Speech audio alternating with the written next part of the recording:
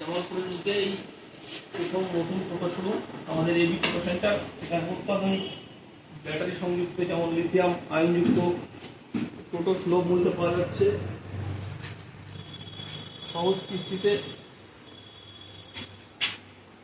Lithium আয়নযুক্ত battery সমেত অত্যাধুনিক সডিকট টোটো।